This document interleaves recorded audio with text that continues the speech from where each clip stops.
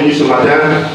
C'est pour moi un plaisir de retrouver encore devant de vous, toujours dans le cadre des activités de l'IPPA, l'Institut biblique, la parole authentique.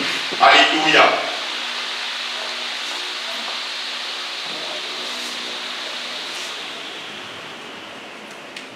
Alors, comme annoncé, aujourd'hui, c'est la journée porte ouverte. Donc, c'est l'action qui marque le début des activités pour l'année académique. Gloire à Jésus. Et aujourd'hui, nous sommes au samedi 11 janvier 2025. Comme annoncé, nous reprendrons les activités de l'Institut, c'est-à-dire la formation pour cette année académique 2025. Et donc, pour toute institution ou tout institut qui se veut responsable, doit impérativement démarrer ses activités par une journée porte ouverte, de sorte à pouvoir expliquer en long et en large ses activités. Donc je crois que c'est ce qui nous motive, c'est ce qui motive notre présence ici ce matin. Gloire à Jésus. Et donc, je voudrais déjà présenter l'Institut biblique, la parole authentique, qui est un institut, comme l'indique le nom. Et la particularité de l'Institut biblique, la parole authentique, c'est que nous ne formons pas des hommes pour devenir des pasteurs. Chaque année, nous le répétons. Parce que ce qui se fait ailleurs, c'est que des personnes aspirant au ministère de la parole s'inscrivent dans des instituts bibliques, s'inscrivent dans des écoles bibliques, dans le but d'obtenir des diplômes pour valider le ministère. Mais contrairement à eux, ici à l'Institut biblique, nous formons plusieurs types de personnes. D'abord, le premier type de personnes que nous formons, ce sont les personnes qui sont appelées au ministère. Et donc, à travers l'Institut, nous leur donnons les outils nécessaires, c'est-à-dire les rudiments de la parole, de sorte qu'ils puissent servir efficacement sur le terrain. Selon Éphésiens chapitre 4, verset 11, la Bible nous dit que Christ a fait don à l'Église des 5 ministères de la parole. Donc, le ministère de la parole, c'est un don du ciel. Ce n'est pas à l'issue d'une formation qu'on obtient la caution pour pouvoir exercer le ministère. Est-ce qu'on est bien d'accord? Et comme il a dit aussi à Jérémie, il dit, depuis le sein de ta mère, je te connaissais. Et je t'avais établi prophète. Ça veut dire que Jérémie, depuis le ventre de sa maman, a reçu le mandat pour exercer le ministère des prophètes. Donc, ce n'est pas une école ou un institut public qui te donnera le mandat pour exercer le ministère, mais le ministère a été donné depuis le ciel, depuis la fondation du monde. Et juste quand nous venons, c'est pour recevoir les outils. Parce que, écoutez-moi, l'un des défis majeurs auxquels nous sommes confrontés dans le corps de Christ, c'est le défi de la formation. Malheureusement, beaucoup ignorent ou négligent la formation. Écoutez, pour un soldat qui a appelé à servir son pays à travers les armes, qui refuse la formation, tôt ou tard, ça finira par le rattraper sur le terrain. Parce qu'au cours de la formation, tu apprends à éprouver ton corps. Tu apprends également à entendre, à faire la différence entre les bruits des armes. Bon, il y a un militaire au milieu de nous ici, c'est de quoi je parle. Si pendant la formation, tu n'as pas appris à faire la différence entre les bruits des pistolets des calaches, le jour qu'on te met sur le front, frère, tu risques de tomber dans le piège de l'ennemi. Je me souviens très bien, en 2010-2011, quand il y avait la crise, il y avait des soldats dans le quartier. Et bizarrement, quand on entendait les bruits des armes, ils étaient capables d'identifier une arme juste à travers le son de l'arme. Mais tout ça, c'est parti de la formation. Tout ça, c'est parti de la formation. Donc, c'est pour dire que pour être efficace sur le terrain, nous avons besoin de suivre une formation. Est-ce que quelqu'un m'a compris? Deuxièmement aussi, nous formons tous ceux qui ont soif de la connaissance. Donc, c'est dit que premièrement, nous formons tous ceux qui ont reçu l'appel pour le ministère. Et deuxièmement, ceux aussi qui ont besoin de connaissances. La Bible dit, et ça c'est Paul qui le dit en 1 Timothée, je crois chapitre 4, il dit que l'Esprit dit expressément que dans les derniers temps, beaucoup vont abandonner la foi pour s'attacher à des doctrines de démons, à des doctrines qui vont séduire les hommes.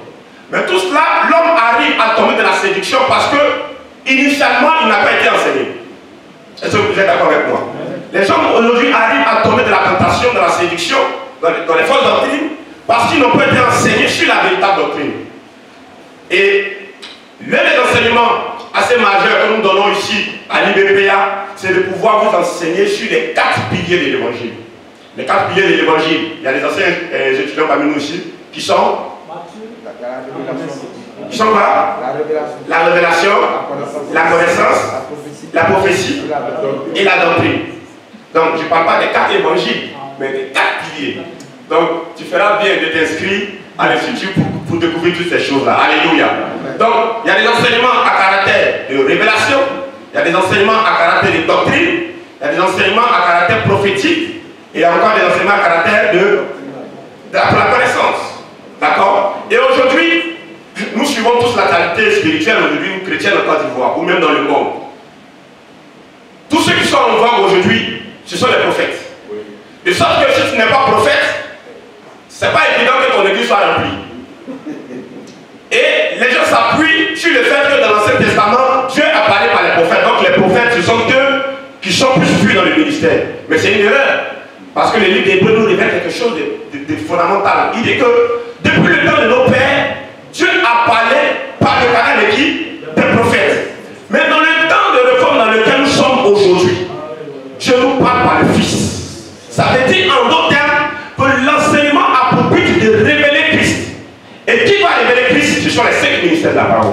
Donc ça veut dire que ce n'est plus une affaire de prophète, mais c'est une affaire de comprendre l'utilité des 5 ministères pour l'édification du corps de Christ.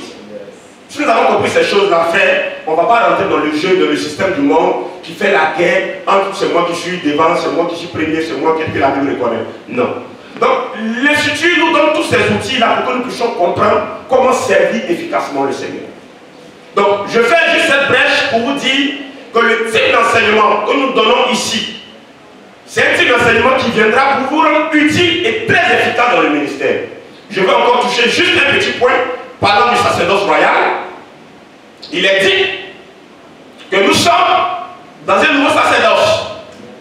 C'est Hébreu qui nous révèle ces choses. Il dit que si le sacerdoce dans lequel on avait servi hier était utile pour nous emmener à la perfection, est-ce que serait encore important pour nous de nous communiquer, de nous envoyer un nouveau type de sacerdoce? Ça veut dire en d'autres termes que ce qui a été présenté dans l'ancienne alliance était juste un moyen pour nous de nous préparer aux choses réelles qui allaient arriver. L'erreur que les gens font, comme ils n'ont pas compris que le système a changé, ils sont toujours dans les histoires de touches, dans les histoires d'encens, dans les histoires de sel. Je me souviens une fois, une année, on était à la formation, et il y a un étudiant qui a levé une préoccupation. Il a dit, ben écoutez, moi dans mon assemblée, quand je veux prier pour les offrandes, ou dans le panier des offrandes, je mets le sel dans le fond, de sorte que toutes les offrandes que le panier va recueillir là, les offrandes soient sanctifiées. Et il s'appuie sur l'affaire d'Élisée, qui a pris le sel pour aller assainir les eaux. Mais j'ai dit, mon frère, tu n'as pas bien compris l'affaire. Parce que nous sommes dans un nouveau sacerdoce. De toute façon, on a servi Dieu auparavant. Le système a changé. La révélation maintenant nous est donnée. De sorte que nous devons comprendre qu'à travers le changement du sacerdoce, il y a impérativement une implication dans la manière de servir Dieu. Un changement radical. Ce n'est plus une affaire de porter toge, ce n'est plus une affaire de faire le culte avec le parfum et tout ça, mais c'était l'ombre des biens à venir. Est-ce qu'on a bien compris? Donc, je touche juste ces thèmes-là pour vous dire que nous recevons efficacement ici des enseignements qui nous permettent de pouvoir être très utiles sur le champ missionnaire. Alléluia. Et donc, l'une des particularités de l'Institut, c'est que la formation, elle est gratuite. Chose curieuse et chose bizarre. La formation est gratuite. Mais ce qu'on a constaté, c'est que généralement, l'homme naturel n'aime pas ce qui est cadeau. Parce que quand c'est cadeau, on estime que ça n'a pas de valeur. Mais en réalité, nous ne voulons pas faire d'obstacle à la formation biblique. C'est pourquoi nous avons voulu que la formation soit gratuite. Il a dit que vous avez reçu gratuitement donné, gratuitement. Mais c'est juste un prix ou une somme forfaitaire que vous allez verser au titre de l'inscription qui s'élève pour cette année à 15 000. Je crois que depuis l'année dernière, nous avons fait cela. Donc l'inscription depuis l'année dernière est passée de 10 000 à 15 000. Et cela vous exempte de tout ce qui est frais de scolarité.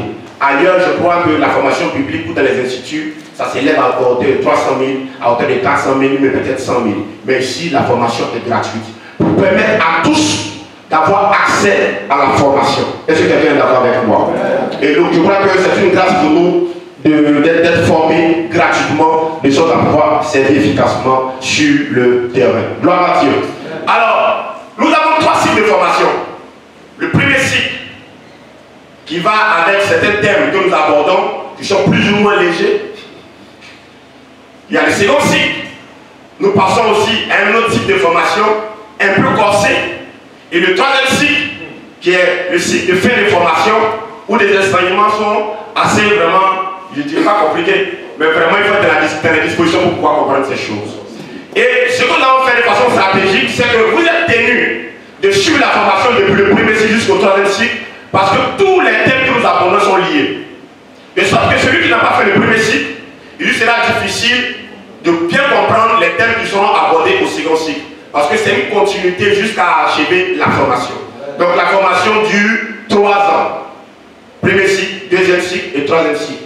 Et la formation, la fin de formation est sanctionnée par un diplôme que nous vous remettons pour attester ou certifier que vous avez reçu une formation biblique. Mais le diplôme, je vais mettre ça en notable béni, ne fait pas de vous des prophètes. Amen. Est-ce qu'on est d'accord? Le diplôme ne fait pas de vous des pasteurs. Vous dites non, ça fait 3 ans que j'ai suivi ma formation, donc je peux ouvrir mon église et puis commencer l'affaire. C'est pas comme ça, ça se passe. Dis avec moi, c'est pas comme ça se passe. Voilà. Donc le diplôme, c'est juste pour attester. Pour dire que vous avez bel et bien suivi une formation biblique et que vous avez reçu les rudiments nécessaires pour pouvoir servir efficacement sur le terrain. Alléluia. Chaque thème est suivi d'un fascicule ou d'un document pour vous permettre de pouvoir bien comprendre le thème qui est abordé.